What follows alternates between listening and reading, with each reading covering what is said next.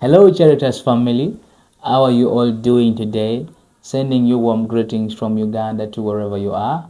I know the Lord has done you good and I know that you are well. We are also doing so fine from Uganda. So, this is Stephen or Mr. O from Charitas. So, first and foremost, I would just love to say thank you, all friends of goodwill that have been standing with us from the time we started or from the days we just perceived the vision of helping out people and improving lives of the underprivileged through actions of love. So we value your support and resources you send our way, and I know that God is with you, and God will always remember you and bless the works of your hand. And your children will not lack because you have sown a seed in the lives of His people. You do not know the smiles you have put in the faces of people in Uganda, smiles you have put in the faces of people in Karamoja, those that were dying and starving. You don't know the smile you have put on the faces of the children who are starving in school. We have done tremendously amazing, and I want to say thank you, and I want to tell you that cease not to continue doing good,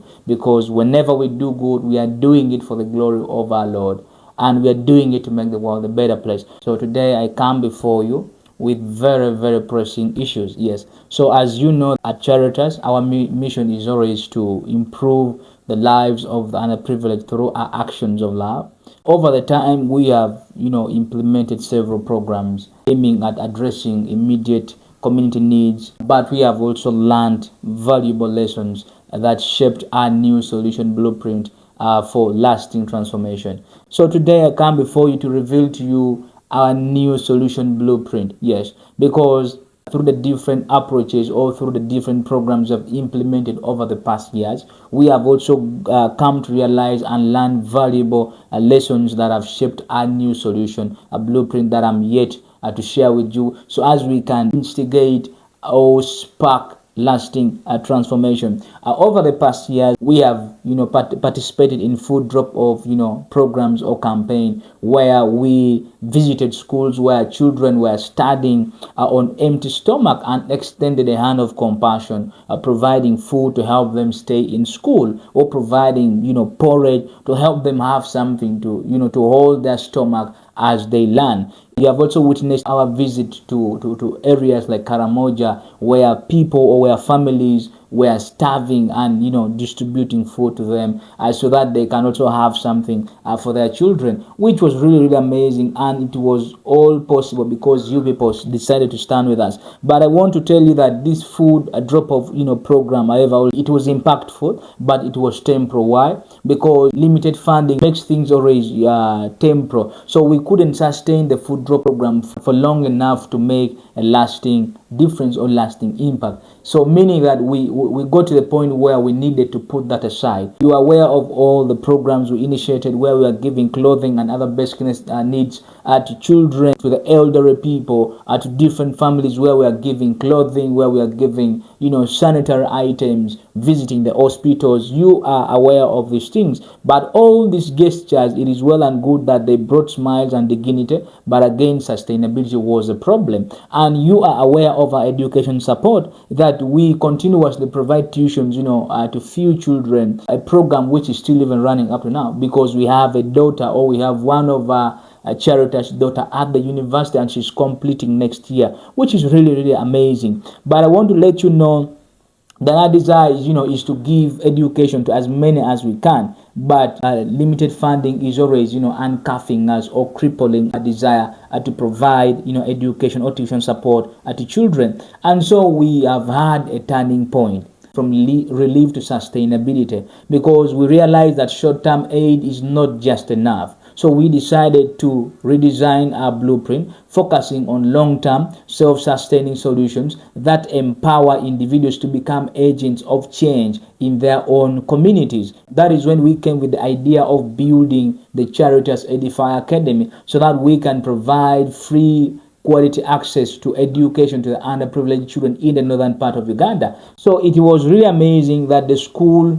the Lord blessed us and we obtained the land for the school. We built the structure, and we are so optimistic that by the year 2026, in January, we will be opening up our school. I know we are left with few steps to complete the school, but I believe and still believe in the grace that started with us, that it is able to sustain us through. Yes, but with the school, which is a solution to provide education to many children, we have also anticipated few key challenges that we want to address. The feeding of the children within the school, because we don't want the children to study on empty stomach without food. And one of these challenges ahead of us is feeding challenge, the staff salaries and the sustainability. So we are preparing for this. And how are we preparing for this? Because we are an organization that is yearning and desiring to make sure that we do what we're supposed to do and we transform lives and cause impact. We want to participate in agriculture, and we want to be proactive in agriculture and poultry for sustainability. When we participate in agriculture and poultry for sustainability,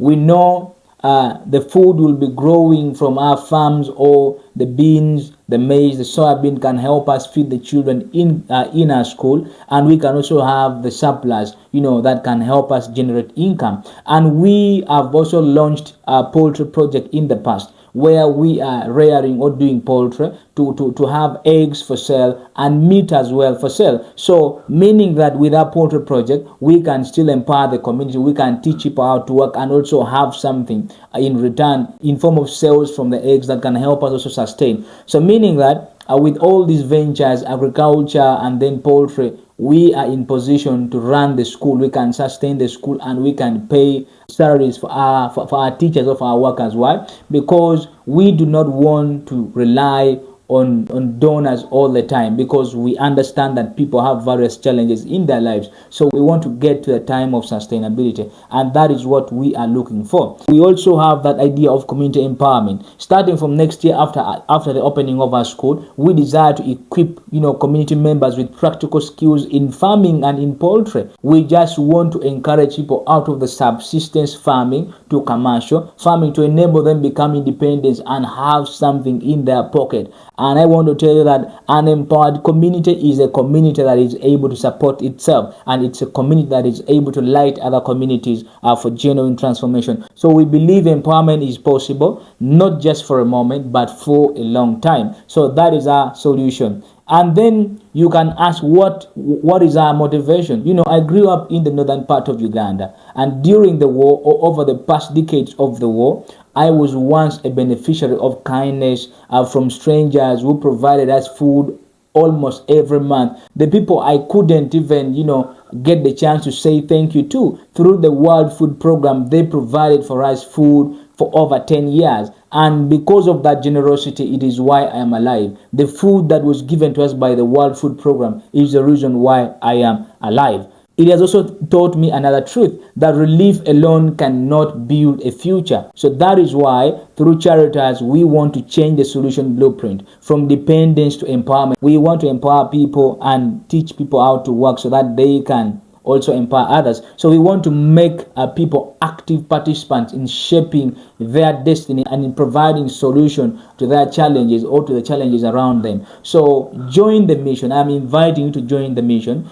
We are seeking for partners, donors, and organizations passionate about education, passionate about agriculture, and passionate about sustainable community development. So if your heart beats to empower the underprivileged, then it is you that I'm inviting, you and your friend and your family. It is you that I'm inviting. Join us on this journey of transformation. Join us today and help us cause impact in the lives of the underprivileged for once and for good. I believe it is doable, and I believe we can do it. I believe we can make Charitas self-sustaining, and we can help Charitas empower the community, and the community that is empowered will also empower another community, and in that process we will have relinquished, or we will have reduced the dependence on donations every now and then, or writing emails, writing letters to donors for support. I am not against donations, or I'm not against donor supporting,